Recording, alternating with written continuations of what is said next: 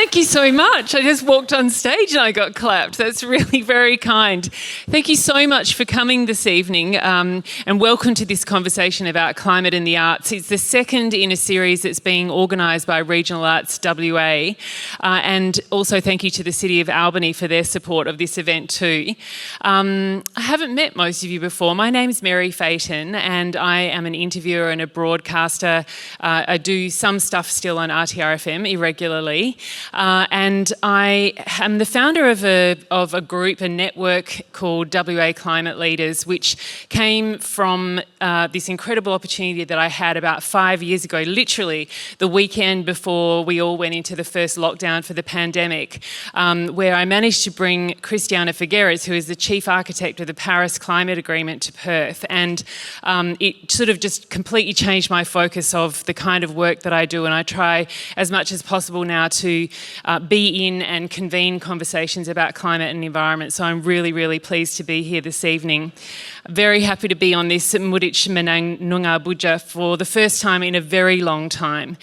Tonight we'll have a panel discussion first of all, then we'll have a little break, and then we're going to watch the stars descend. So you're in for a very beautiful evening. But first things first, yes.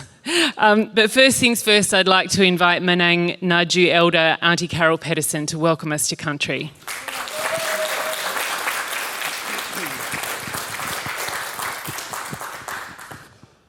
Kaya, everyone. How wonderful it is to be here tonight. I'd like to begin by us acknowledging that where we stand, that this is the land of the Menang people, and we will always remember and respect the elders that paved the way for us, and we recognise people who have helped us all along the way. I have a real connection to this place. The Lower Town Hall bears my name for the work that I've done in the City of Albany. And in this very hall, my grandfather used to be on a boxing circuit, and they used to hold the boxing tournaments. So he used to come from Espens and travel all over around. And a lot of our people boxed down in the hall. And so that's my connection to the place. I've lived in Albany for 65 years. So Albany is well and truly my home. And I've travelled the world, but this is home. Welcome to country. This is an old, ancient tradition. And we do it ourselves every day. When somebody comes to your place, you welcome them. It is a protocol that we undertake to make people feel comfortable. And we know who they are because they've already reached out and said, can I come and visit? And if we know that they're there for the intent that we think they're coming there for, we welcome them. When you travel overseas, you're given a welcome. And before you travel overseas, you have to get your visa. Of course, you've got your passport from your tribe, from your government, and then you get a visa, which has given you endorsement from the host country you're travelling to. That's what our people did for thousands of years. They used message sticks with runners to say, we're coming through. And of course, a lot of this movement was governed by the seasons. It's, you know, Noongar culture, Aboriginal culture, is one of the oldest cultures in the world. And knowledge of the seasonal calendar has played an integral part in caring for the land. And that's what's very important to us. The seasonal calendars highlight the natural indicators that guide the transition between seasons. These inconspicuous indicators are all around us in the growth of plants as they mature and bear fruit. The animals as they reproduce and migrate following the plant cycles for food and water sources. The weather as it changes in response to larger global movement, and the stars as the Earth slowly rotates. And you know, this descent of the stars I think is really special because it really does follow an old Aboriginal story. We have many, many stories of explaining what the universe is made up of. And so we have stories about the stars. Everyone, I think, knows the stars of the Four Sisters, the stars of the Seven Sisters. And so the stars descent tonight, I think, sort of follows our traditional stories. So sit back and enjoy. And even every now and again, if you can just think back thousands of years and try and put yourself in the place of my people and how they saw the stars and how it guided them. And those same stars are what guide us today. So welcome tonight, welcome to country, or acknowledgement to country, and I hope you enjoy. Thank you.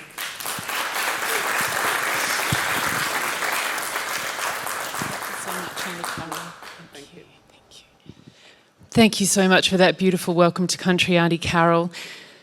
Well, the big theme for this conversation tonight is around climate action and environmental protection and the arts. The focus is on an incredible piece of work developed here by Annette Carmichael, Artistic Director of Southern Edge Arts, her fantastic team of artists and their cultural and scientific collaborators. Who saw Traps and Ladders? Who was in Traps and Ladders last year? Yeah. I've had the privilege of watching the video of the dress rehearsal and it is absolutely incredible. But before I introduce the panel, we'll start by watching this short video, which is a reminder of the performance.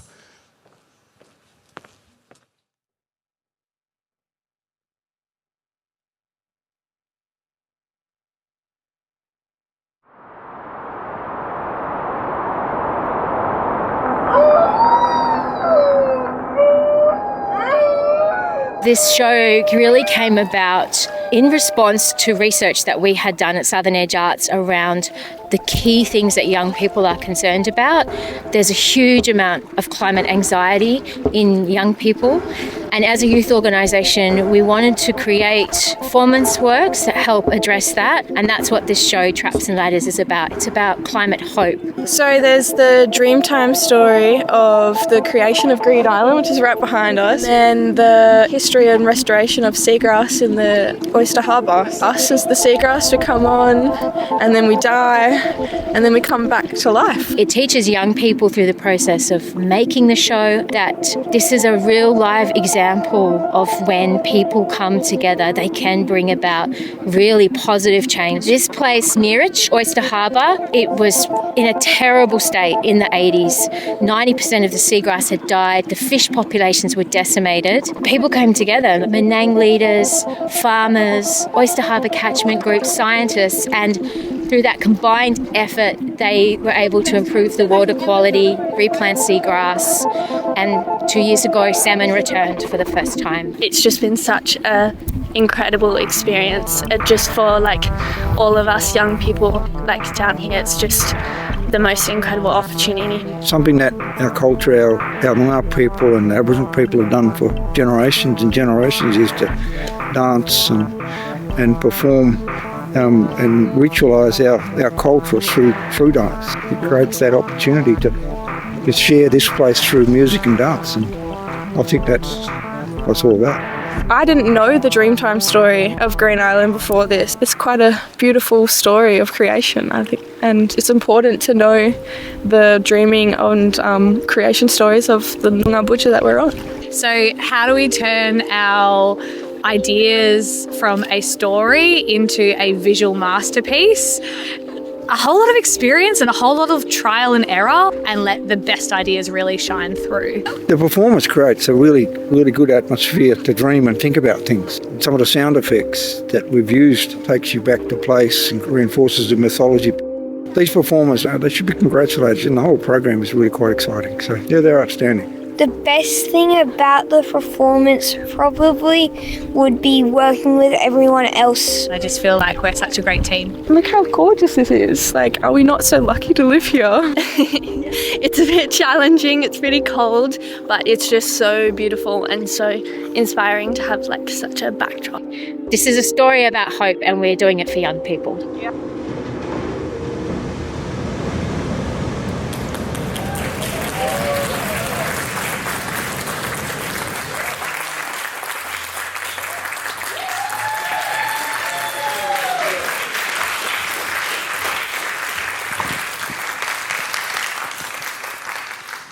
Oh, congratulations, all of you, and well done. It's a fantastic reminder of the power of performance to focus us on a particular issue.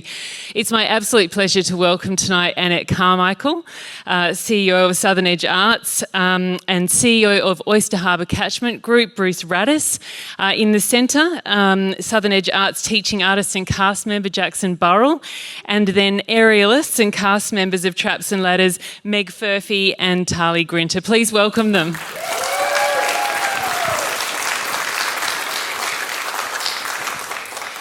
And to understand Traps and Ladders, we need to understand several themes all at the same time. There's the big story. The fish traps go back many thousands of years. We have the dreaming, the Menang Dreamtime story of Watari, and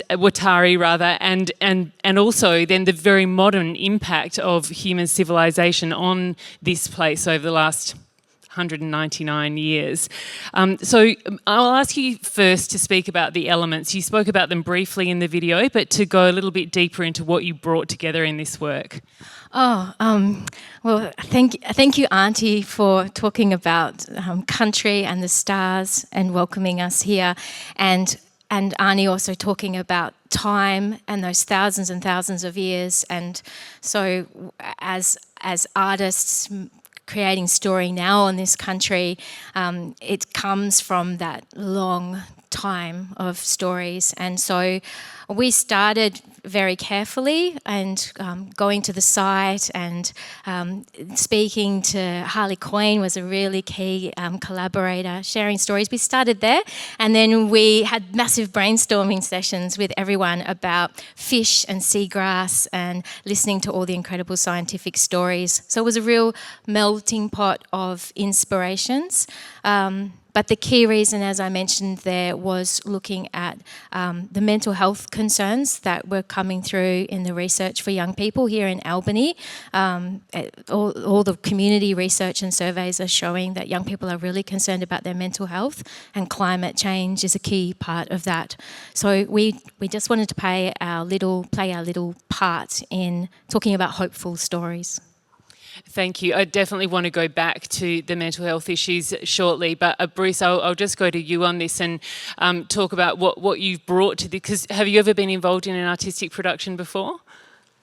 Not for a long time, but basically I was invited to artist immersion, so I met the cast and crew down at Oyster Harbour and really just tried to give them, Harley was there as well and gave a Noongar perspective and also about the fish traps and the site there, but I really tried to give a story of what state the harbour was in, you know, in the 80s and 90s, a little bit of the science and the processes behind what's happening and how it's related to the catchment, and then how the catchment group had formed and changes in actions for landholders, not just the catchment group itself, and then how it was such a remarkable recovery, and suggested they go and talk to Jeff Bastian, who was pivotal in the seagrass regeneration. So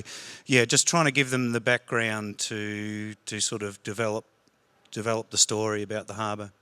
And could you just paint us a picture of what the harbour has been brought back from? As you say, in the 80s it was really a low point, and that Jeff was really key in you know, replanting seagrass. But can you describe the condition then versus now?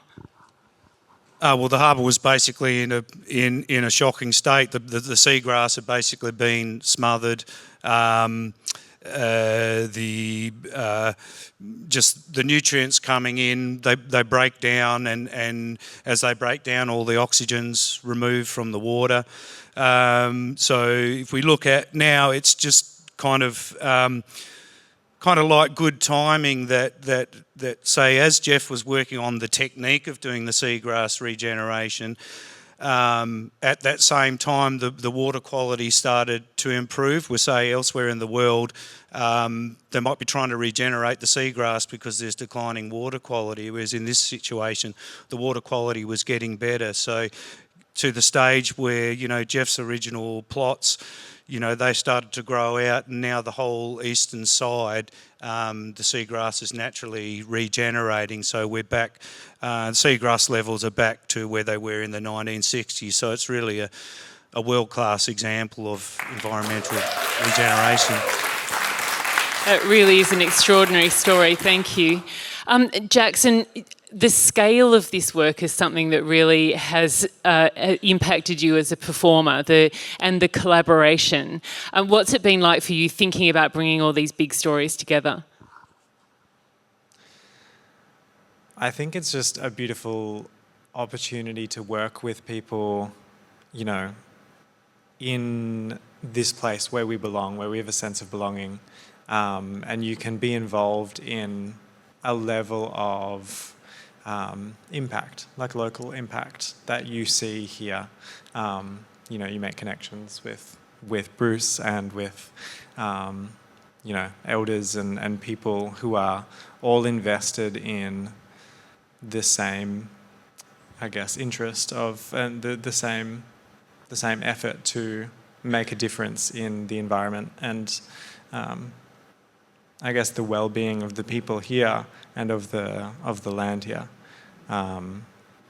It's a small story in the scheme of climate change, but it's connected to the global context as well, because if you can see you have an impact here, then you can have hope about, more humans, more communities, more dance projects around the world. Yeah. Well, on that then, what have you thought about in terms of why the arts are so important in communicating issues around climate and environment? Because it's human, and the issues around climate and environment are human. And by doing it through the lens of the arts, you connect with people's hearts. And I don't know, I'd rather watch a dance project than, just facts. Yeah. Thank you so much. I'm going to go to Meg and Tahlee now, because you're studying marine science, aren't you, Meg? Yes. So how well informed were you about the issues of the harbour before you started working on this project? I had no idea. This was the first time I'd heard about the mass fish death in the Oyster Harbour. Well, tell us more about that. What did you learn? I sort of learnt as we were working on the project. So as we did the acts about the mass death and how the seagrass rolling over was suffocating all the fish, that was how I was learning as we were working through that physically with the acts. And what about the Dreamtime story? Had you heard that before? I don't think I'd heard it before, but I did hear a lot afterwards. Yep. And did that make it more special performing on Emu Point? Yes, 100%. Yeah. I love the story. Yeah. Thank you so much, Tahlee. Tell me, but from your perspective and your study, did you have a big awakening to what was going on in the harbour when you started working on this project?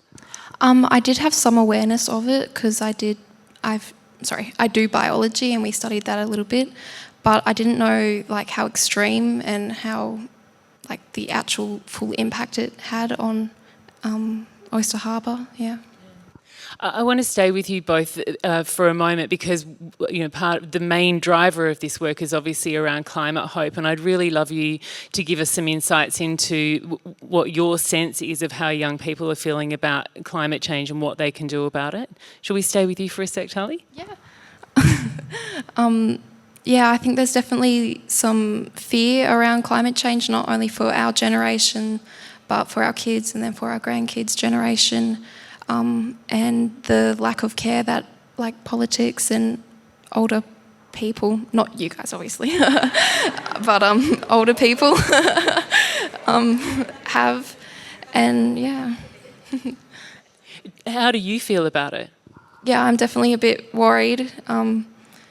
When you kind of step back and look at not only what it's doing here, but to the whole world, it is quite scary. And it's a bit scary to realise maybe we can't go back and the world be healthy and everything. So, yeah. Thank you.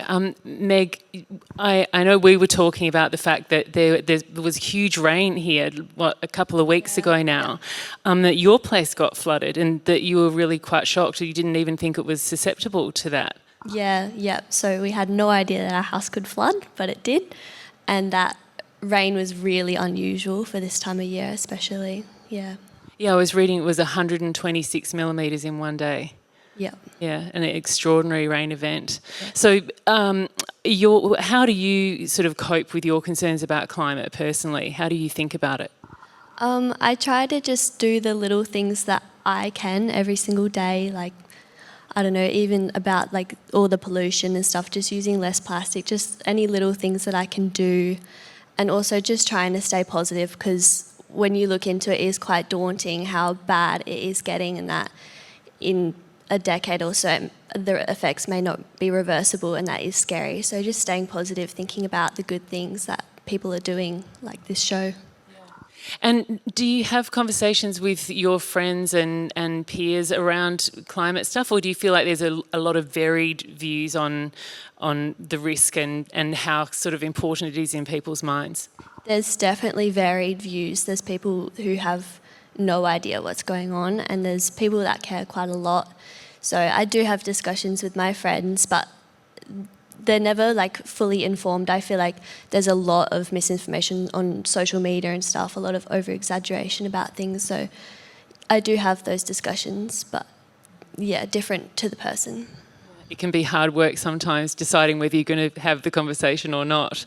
Yeah, thank you so much, Meg. Jackson, can I go back to you, and just because you also work in the mental health space as well, but what's your kind of awareness in the community about this climate grief and climate concern? Yeah, I think maybe not specific, like including climate, but also including a lot of global politics is, you know, I know a lot of people have very varied responses to it. Some people are called to action and do want to do more, or they, you know, share information, things like that. A lot of people have to really put in place boundaries around how much social media they consume, or you know, how much news they watch. It's like, you know, sometimes that's not an option because there is a sense of despair and overwhelm, and not being able to make an impact on such global issues. So yeah, there's definitely an impact. Do you have a way of personally staying resilient to that?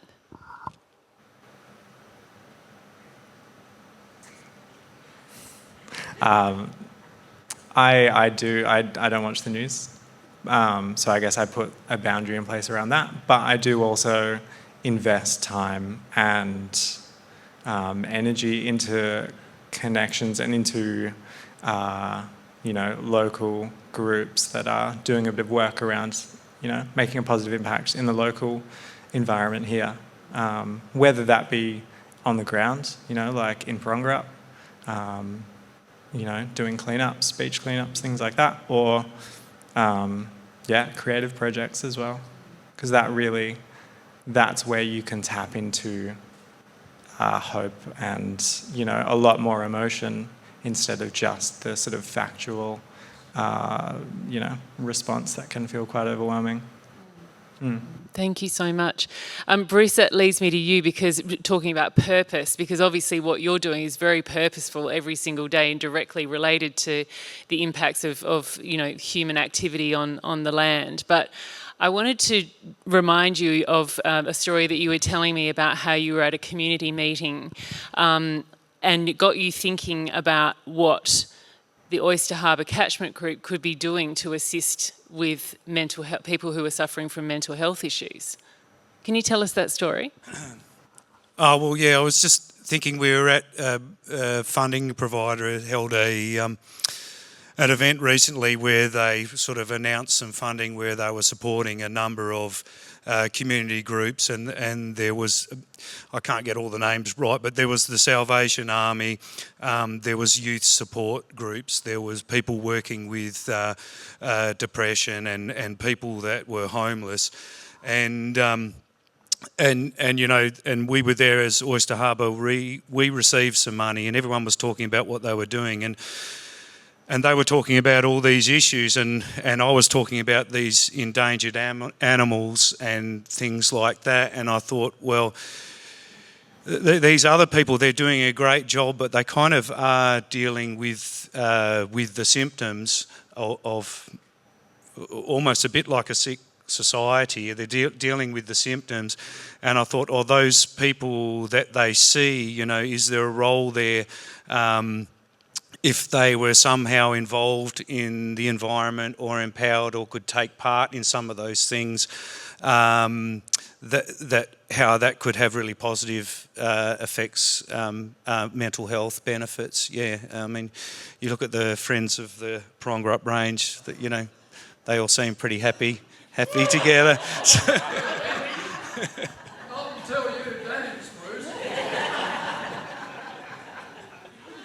So have you been able to act on that at any stage yet? We're actually at a meeting today going through our strategic plan and our investment plan, so it is a high priority to work out how we can involve youth and how to make it. Yeah, a lot of the volunteers and that they're, you know, a fair bit older than me, and they regard me as a young person. I'm 52, so how do you involve more younger people in to make it easy? And it's probably not sort of the traditional having to commit, you know, over a long period of time, a lot of time and energy to a group that maybe it needs to be like shorter events and things. But I think it's about scale as well. Like if you look at Oyster Harbour and what's the appropriate scale to do action to be effective. So obviously the catchment is the right scale to be effective to manage the waterway.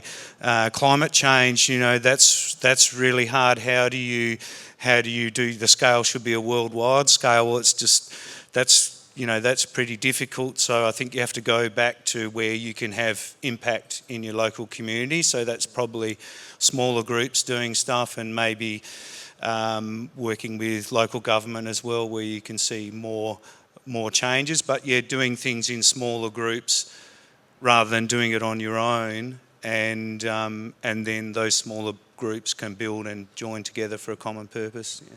Thank you. I'm just going to jump back to Meg and Tahlee for a second, ask you, can you see your mates jumping into an opportunity like that, or what do you think it would take to get young people wanting to sort of, you know, get back on the land and volunteer in the kind of way that we're imagining?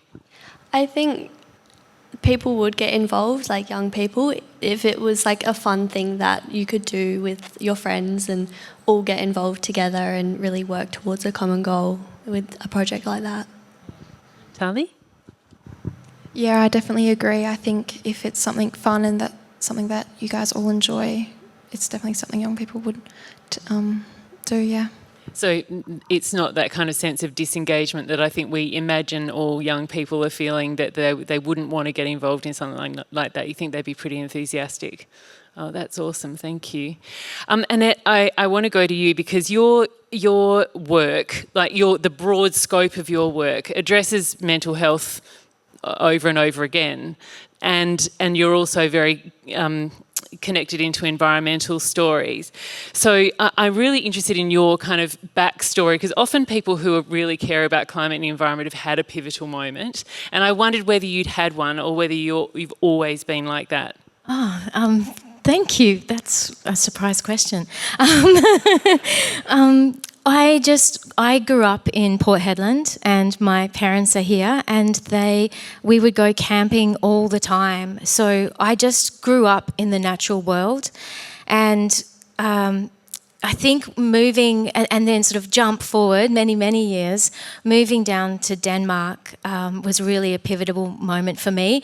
It has a huge amount of climate action and people that care, a lot of land care happening there, and I learned a lot about that. And I just had this hope that being an artist and a choreographer, I could be useful to that cause. And I do find that scientists and land care people are as passionate as artists, and so we get on really well, and it's always a surprise what we create when we all come together. So you've talked in the video and in the first part of what you've been saying tonight about creating hope for young people, and I wonder what your sort of theory is about the best ways of creating those foundations. Yeah, my work has been about hope for everyone. Young people now, because I was so lucky to get a role at Southern Edge Arts. The Stars Descend as well is a climate hope work, and it comes from just this huge amount of despair that I felt, that other people have been talking about, that seemed paralysing. And when I heard about the work of Gondwana Link, I started hearing about Oyster Harbour Catchment Group, Twin Creeks. I just was like, this is hope. This is hope in action.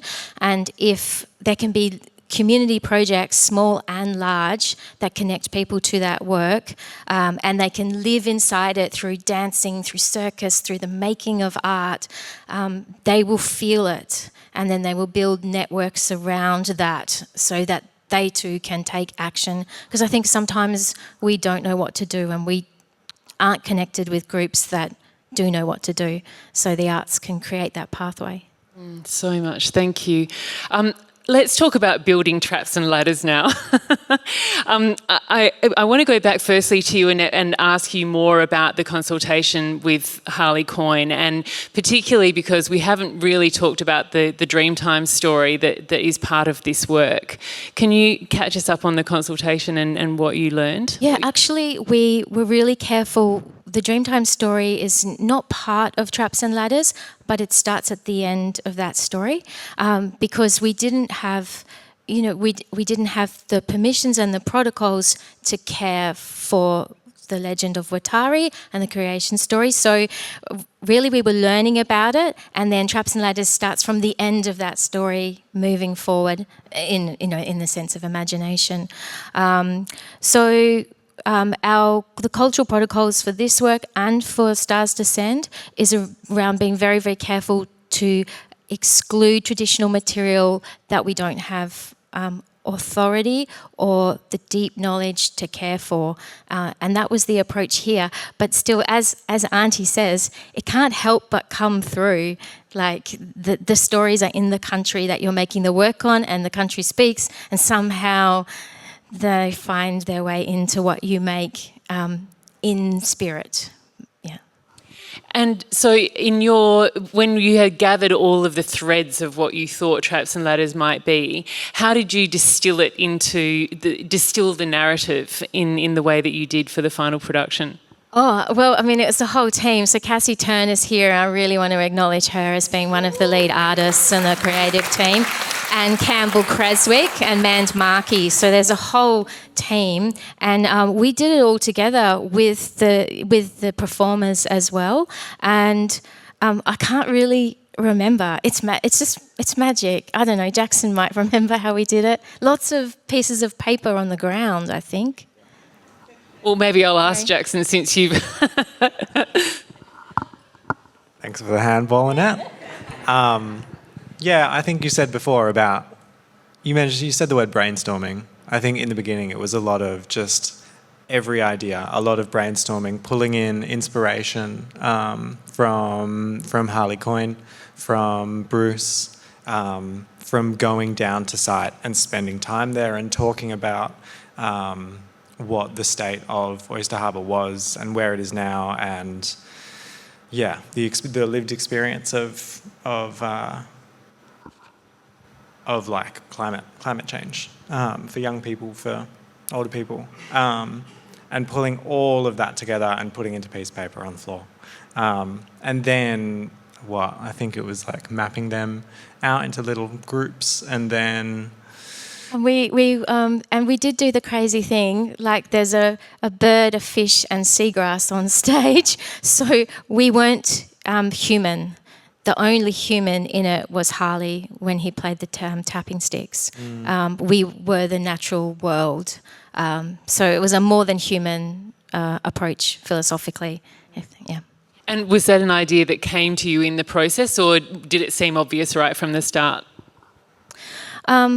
I think we wanted to feel the power of the place and the impact of climate and the impact of restoration as the place. So being the fish and the birds and the seagrass was a way of bypassing our humanness on it, yeah.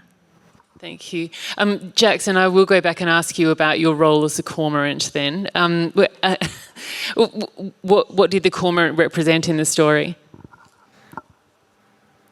I can speak for myself in what it represented for me in the story. I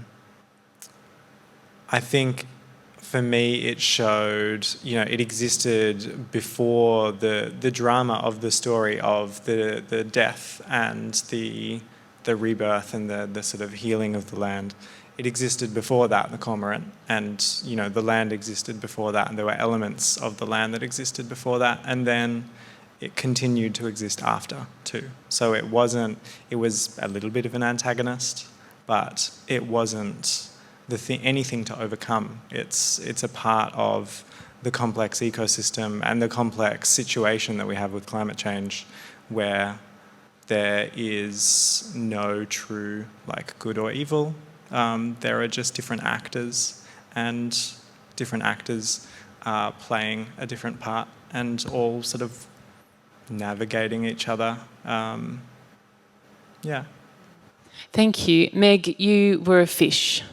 Yes. What was the story of... I wasn't meaning to be funny. It's lovely. It's a beautiful story. What was the story for the fish in Traps and Ladders? I suppose they were just another big part of the environment, the Oyster Harbour, the fish.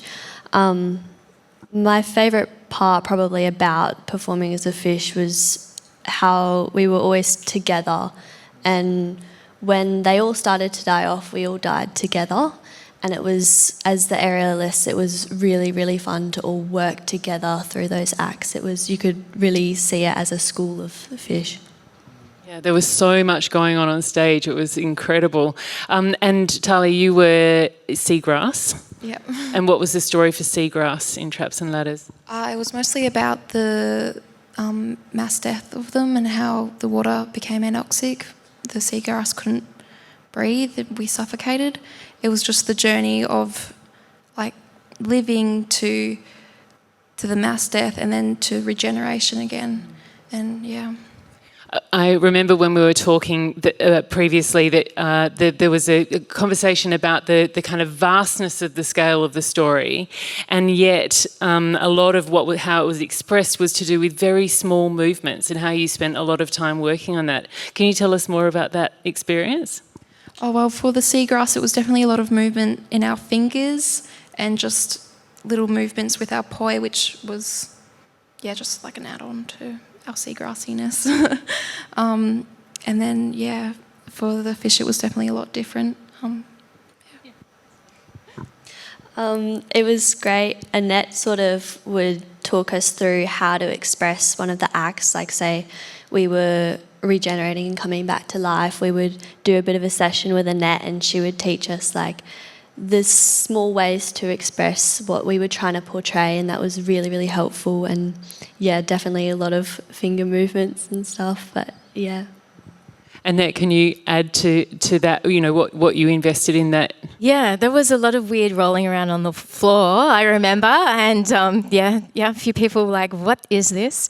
The style that we were hoping to create was this sense of the natural world, which is quite different to, say, traditional circus where you're performing to an audience and it's quite, front-facing. We wanted the audience to just feel like they were underwater. And so all the little details that catch our eye when we are snorkeling or scuba diving, so keen to hold all of that. So there was this sense of wonder and naturalness to it. It was a really different way of working for many people, and everyone just threw themselves at it. It was wonderful. Bruce, I want to ask you at this point about how you sort of at first were wondering how on earth through dance they would be able to convey this story, but then tell us about the experience that you had when you finally saw it in action.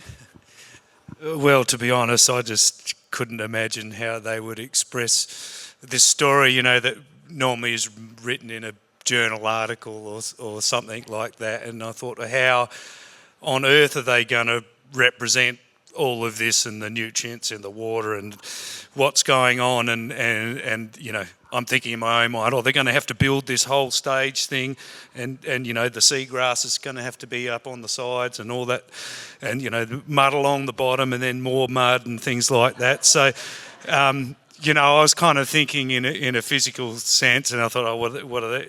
Then what are they going to do? You know, but I was really amazed because of when I went down to the dress rehearsal that they captured all those processes in movement, and they had, you know, especially at the dress rehearsal, but even the actual performance, the costumes were so minimalist, and they captured these processes through movement, and I sort of popped up at the end of the dress rehearsal, and it asked me, and I said, well, it's just like I've got my goggles and snorkel on, and I'm snorkeling around in the harbour, and that's what it was like, and you know, they really brought it to life, and you know, Mr. Cormorant here was just so relentless, you know, he was just not going to give up. So like, to me, he was the cormorant. So and I really think that sort of brought to me about what you know, because originally I thought, artist immersion, you know, that's kind of a bit, you know, crazy people do that, but you know, but like, it was a really immersive experience. There we were down on the harbour, typical, you know, freezing, bracing weather, and we're actually on the doorstep of the harbour, and then it was like you went into this dream or something, that you really felt that that's what was happening, even though, you know, you didn't have enough feathers to really get anywhere near flying, but it was kind of all real, and then to end up going to the water. So it was just, yeah, I was just amazed at really what they did. Yeah. How did it make you feel, Annette, knowing how Bruce was impacted by seeing the work finally? Oh, I didn't know his scepticism beforehand until now. But that's what's good about scientists. They stay quiet for a while. Yeah, look, it was like Bruce and I caught up a few times over the period of making, and I actually remember when you came into PCYC and watched the very first rehearsal, and I kept looking at your face and you were just like, whoa. So yeah, it was very reassuring actually to have feedback from someone that was stepped into the process and out and came back in again and was saying, yes, I can see it. Because sometimes when you're making work, you know, you're not sure it's going to actually do what you want it to do. So yeah, it was wonderful having Bruce coming in and out. So I have to ask you to explain the title, Traps and Ladders. Well, it was called Traps and Ladders, a guide for fish and humans. And it was drawing parallels between ecological things like fish traps or fish ladders, and with mental health. So the original idea was that we would have these fishy characters and they would be coaching each other to avoid fish traps and to climb fish ladders. And that was the first idea developed with theatre ensemble at Southern Edge Arts.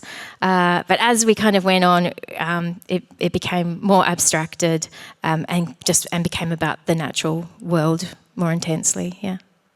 Thank you. I want to go back to Meg and Tahlee again, because in this process of being involved in this production, you have a voice around environmental degradation and sort of you built up your knowledge. What has that felt like to be able to be visible in this story? It was generally a really good opportunity overall to learn and to grow and to know more about that. And yeah, I haven't really done anything like it before, where I've learnt so much about like something that's happened and while doing all this through my circus. And yeah, great opportunity. Thank you. What about you, Tahlee? Yeah, it was definitely a great experience, and influencing my friends to come along and also learn about climate change and Oyster Harbour. Yeah. And did your friends understand what they were seeing? Did you need to explain a little bit what was going on? They didn't understand fully the storyline, but they definitely understood the broad aspect of the mass death and the regeneration and everything. Thank you. And Jackson, just going over to you as well, like what's your kind of, what have you personally taken away from being involved in the production and perhaps ongoingly being involved with it?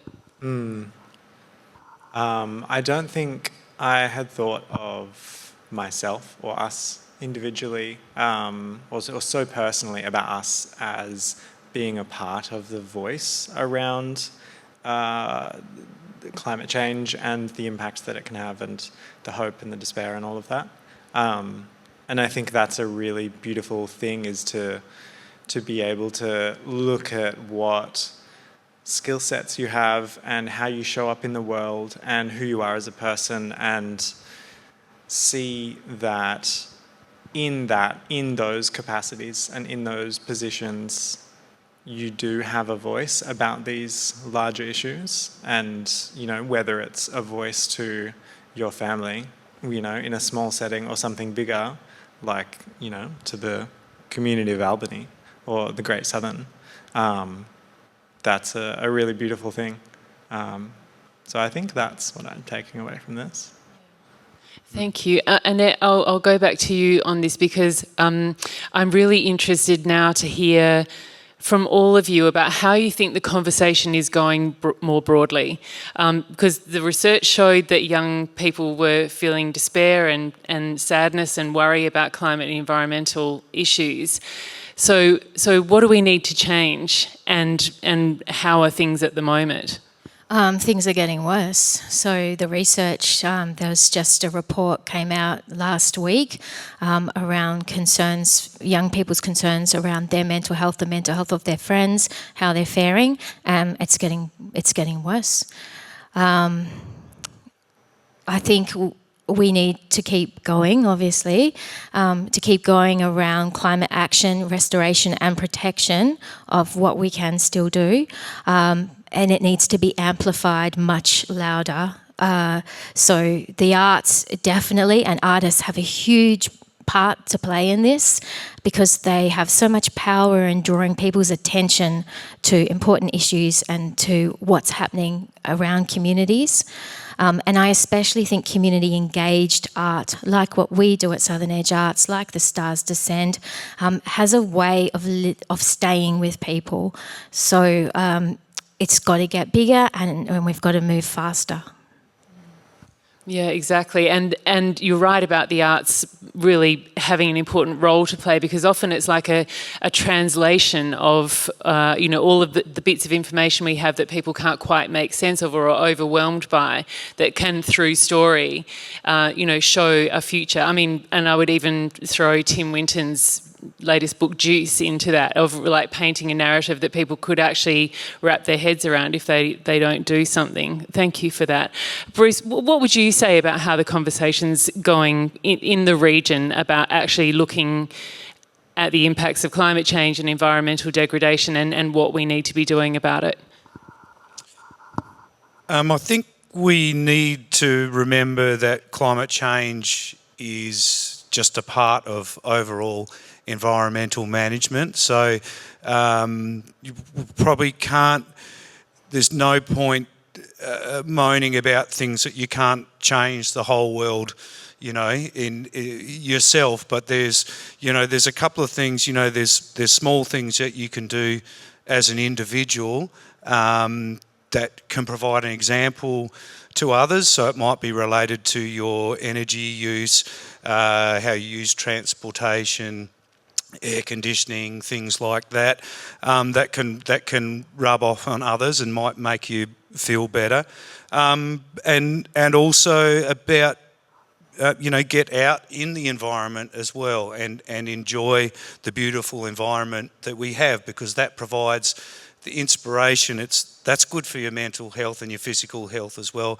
and provides the inspiration to try and do something, even if it's small, to try and protect what we have. So, but yeah, I do worry about the political state of things and greenwashing. That it's good to try and do research, and things should be evidence based, and what is the science behind what we're doing, not just sort of jumping at ideas where you might be, for example,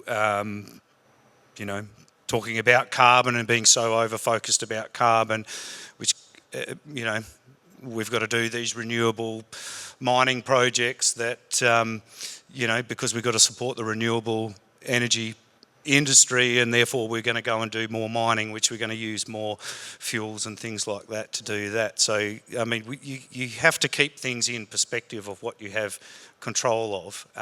So you can start with little things and go from there. Thank you. Jackson, when we were talking before, you made a very good point about the fact that Traps and Ladders sort of gives an opportunity to highlight the human impacts on environment, which is climate change, which is environmental degradation. It's like a microcosm of that thing. Has it made you think differently about how to communicate, our role in that? Yeah, I think it's just key to focus on the local context, I guess, and that's the environment that you can make an impact in.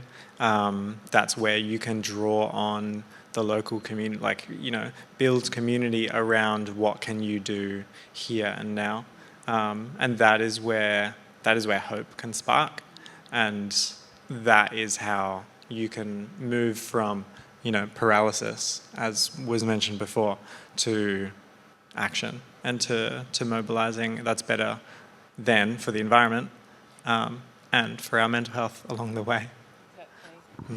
Meg, did being involved in the production and learning all this stuff make you feel more hopeful? Yeah, 100%. It was probably the first thing I've been involved in where you're working towards educating and informing people about something so local. Like I don't think a lot of people my age really realise that climate change and the environmental things that are going on right now are affecting us so locally, and it's happening, and it's happening here. And what about you, Tahlee? Did you feel better being involved in this project? Yeah, definitely. It was good to learn about the impacts, and yeah. Bit cheerier, being part of a community and being involved in something. Yeah, it was, I can't really find the words. You can tell me later. I'm going to throw to audience questions now. The lovely Jasmine is going to pass a microphone around to anyone who might want to give a compliment or ask a question of any of the panellists. It would be nice to open up the conversation to other people in the room. Does anyone have a question or a comment?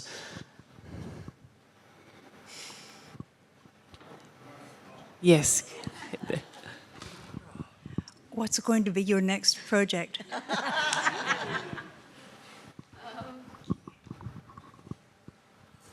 Our next project is actually with Auntie Carol. Is it okay for me to say? Carla Wirren.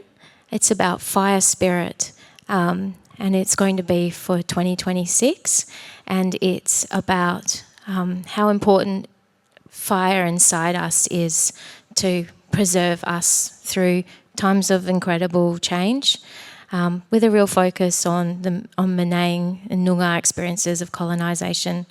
So yeah, this is going to be a very special project. Thank you. Also, anyone who is involved in the project, like Cassie, where are you? You could say something. It'd be lovely to hear from you. Oh, have you? Where's it? Could you please pass the mic to Cassie, Jazz? Thank you. Why did you cry twice? Hearing the immense impact that it's had on these young people, but also further afield, I feel like for me it was just a tiny little ripple.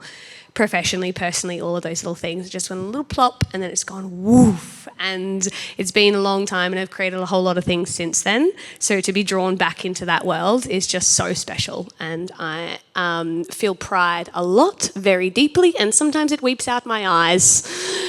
So thank you, all of these incredible artists and scientists and beautiful elders that we've got to work with. So I'm just feeling very, very full of pride. Thank you. Thank you so much. Jasmine, there's another question just over here. Thank you. It's a comment, actually. I've actually just come back from Adelaide where they had the Planet Talks, and it was Tim Winton and Rachel Perkins.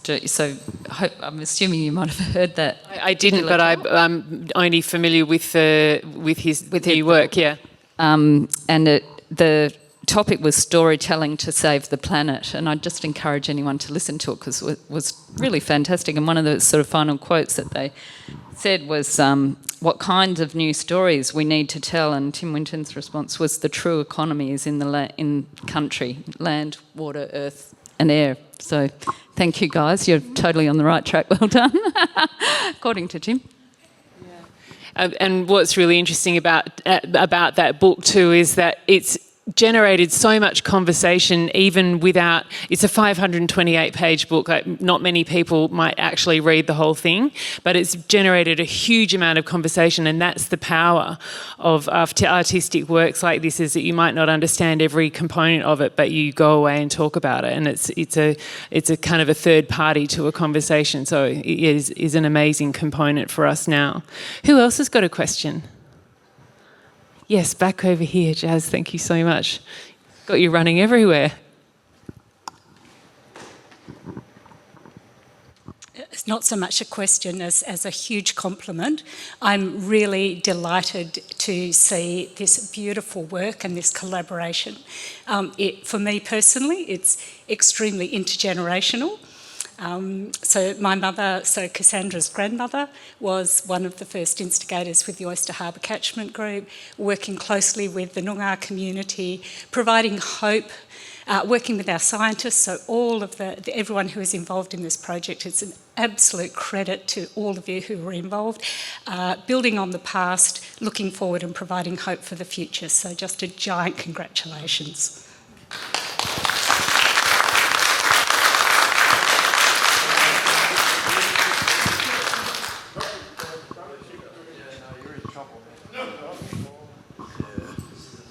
Is it a question or a statement? You've got to give a question. Right. First of all, I've been involved in environmental stuff since 1960-something, and I'm a young fella, all right? Just like you guys, except I couldn't go spinning off those hoops. As Annette will recognise in The Stars Descend when I was dancing, or she thought I was. You were pretty good. You were pretty good. Anyway. Delma's statement also rings a bell with me, because the first guy that actually made an environmental statement, and you may never recognise it, was one of the Heidelberg artists who was painting to show the destruction of the forests in Victoria. Delma's mum, when we came here, was very instrumental with the Calgon LCD. The big problem I've seen over the years, I was also very involved in the saving of the rivers in Tasmania when Bob Brown started his little bush heritage stuff there by selling his property.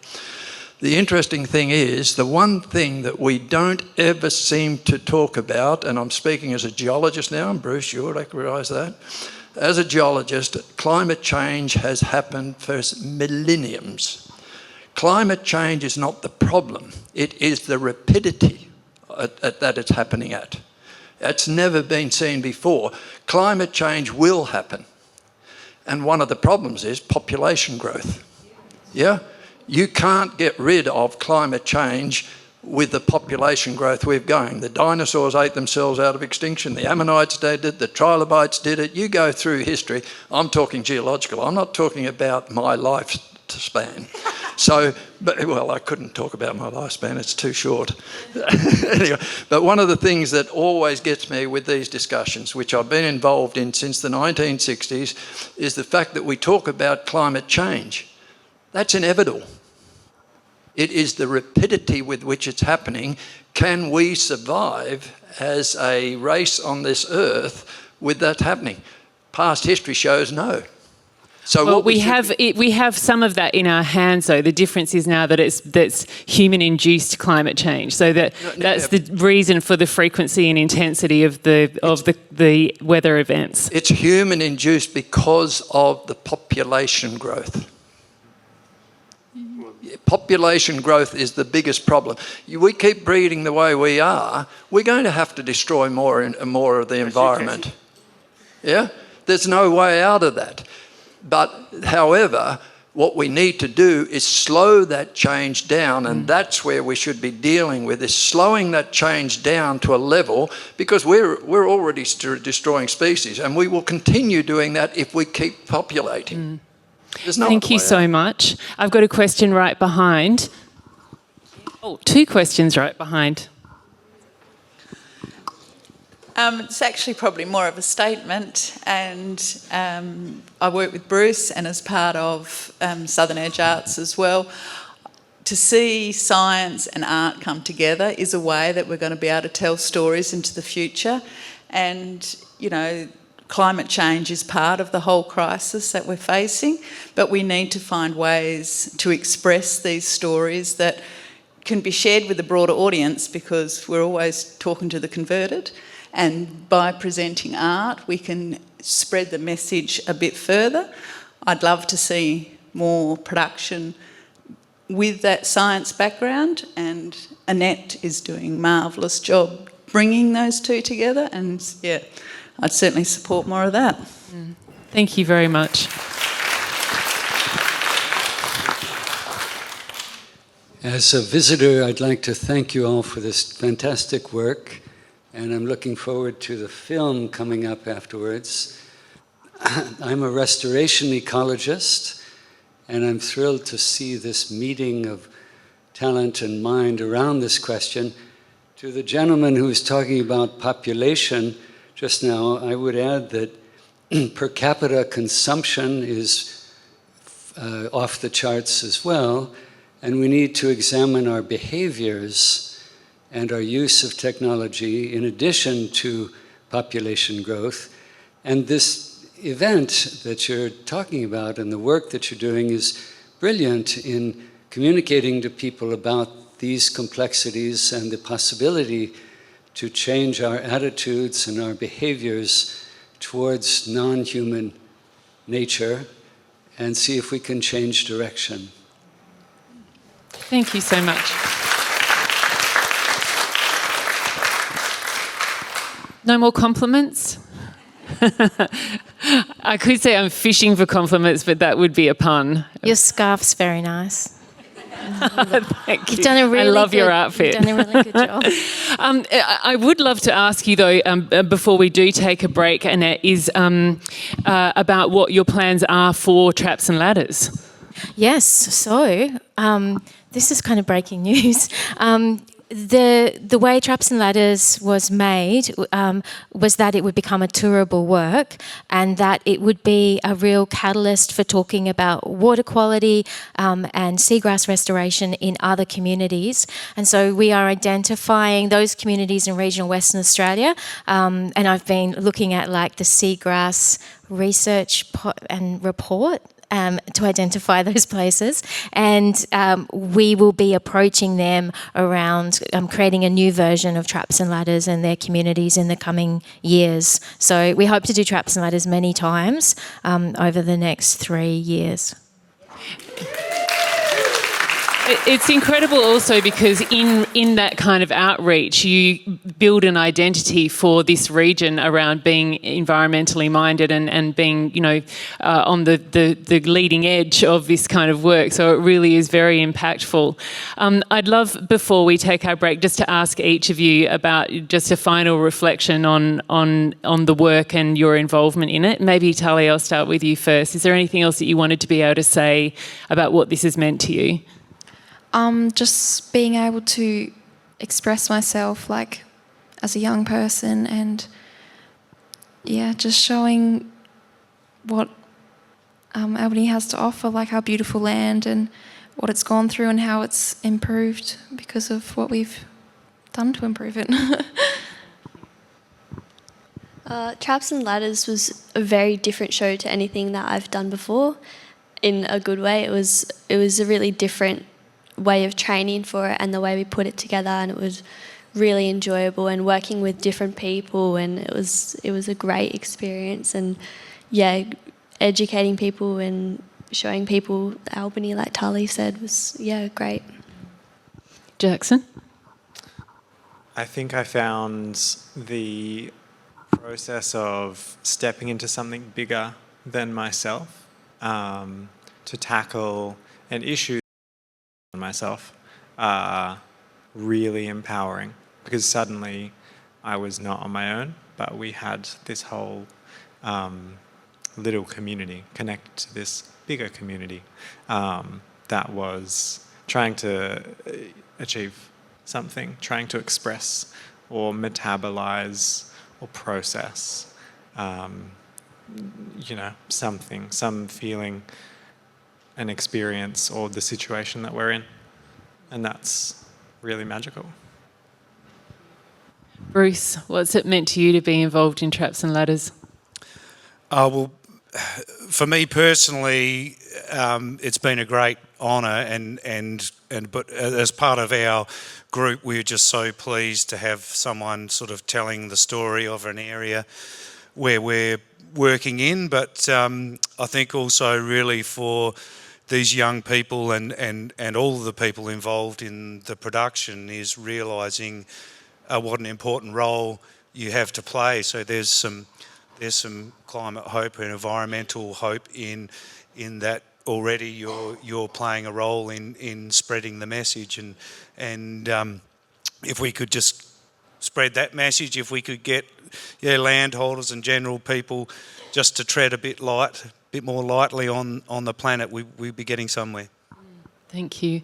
Annette, maybe I could reframe it and ask you how it feels to be sitting here having your work discussed at this moment where you've landed it. Is there a strong sense of achievement? Are you happy?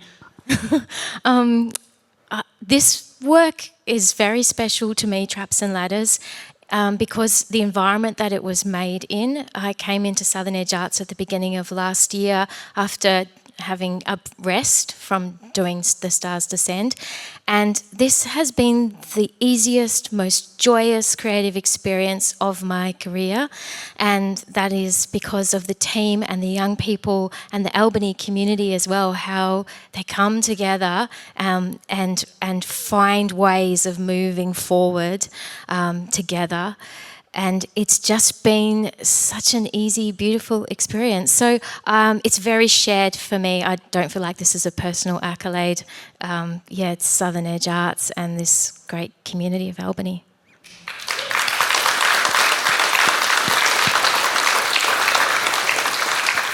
A bunch of incredible people doing very important work in our community is what I see on the stage with me. Congratulations and thank you all so much.